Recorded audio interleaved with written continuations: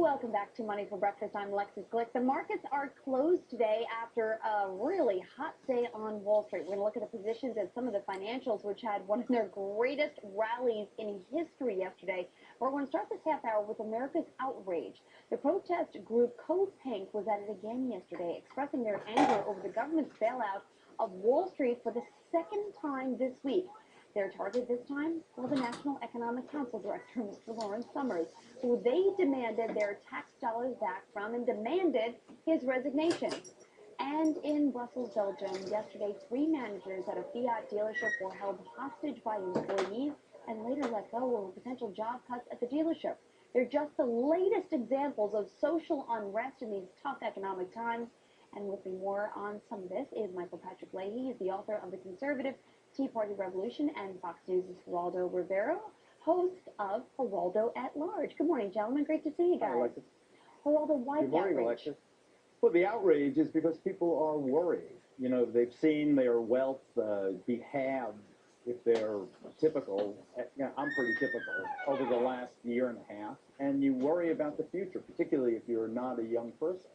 And that, I think, insecurity breeds outbursts at times. Now, I have to say that we have the most extraordinary social safety net existent on the planet, I believe. 59 weeks of unemployment insurance, aid to dependent children, food stamps. There are many, many things that exist for us that tend to mute rage.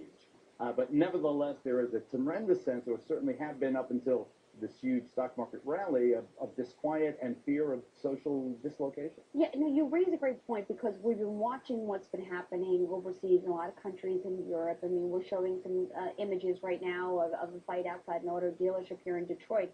And as this social unrest sort of percolates around the country, or around the globe, I should say, how is it the United States handles it differently? You know, how do we make sure it's peaceful? Nobody goes hungry in America, realistically speaking. I mean, there are talks and activists about homelessness and hunger in America and prenatal care and child care and all the rest of it.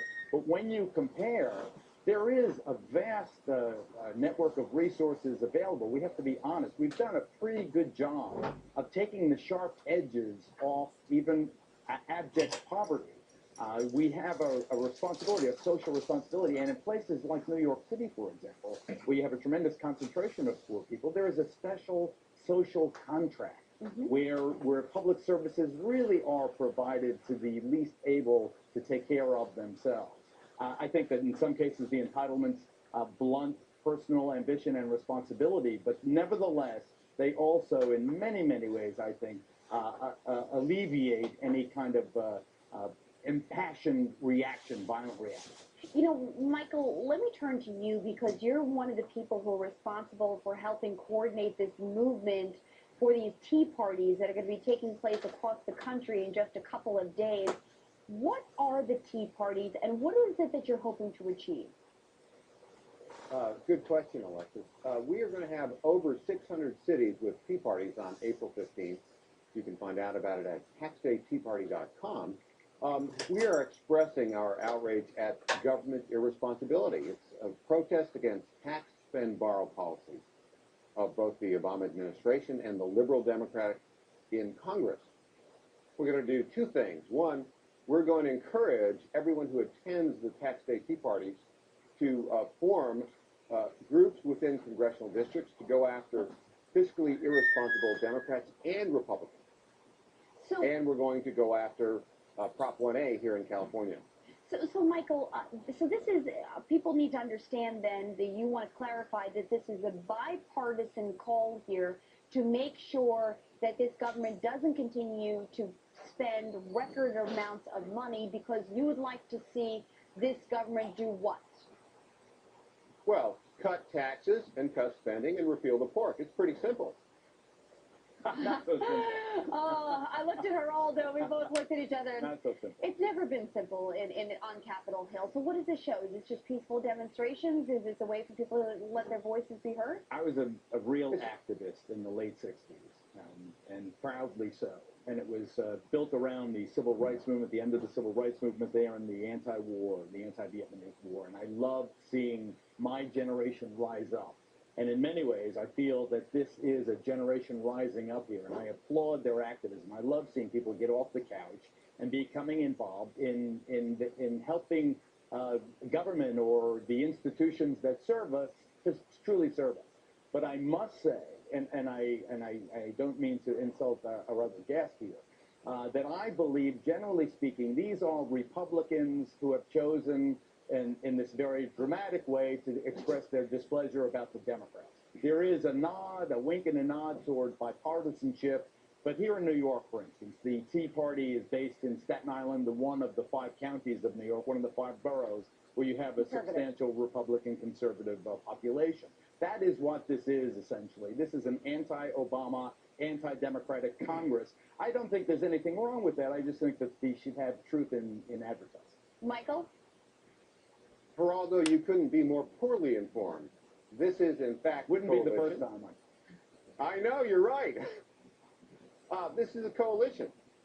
It's a coalition of conservative Republicans and libertarians and constitutionalists. I never even see any people Blue dog Democrats. I don't even see where the black people are, the Latinos. I don't see them. Let me finish. Blue dog Democrats and homeschoolers and small business people. There are plenty of Latinos. Talk to Mike Perez here in Covina, California. I'll give you his phone number. He's one of the leaders of the group here in California.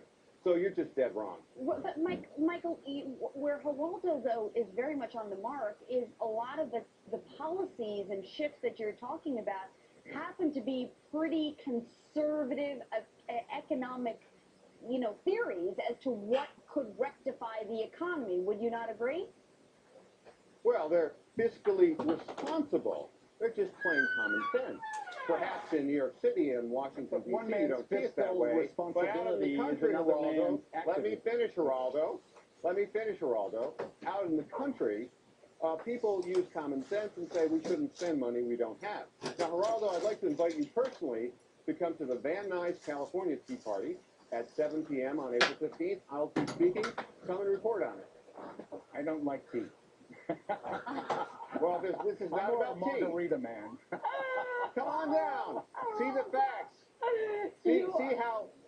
See what our coalition really is about. I'll introduce you to Mike your Perez. activism, and I admire you far more than those who just mutter to themselves and sit on their couch or write me ugly emails. I admire it. I think that there's nothing but good can come of that kind of activism. I applaud the more people, to me, involved in democracy, which I believe your organization is ultimately an expression of, the stronger our nation. All right, guys. Well, come on out and see for yourself. All right, Michael and Geraldo, thank you guys so much. I do want to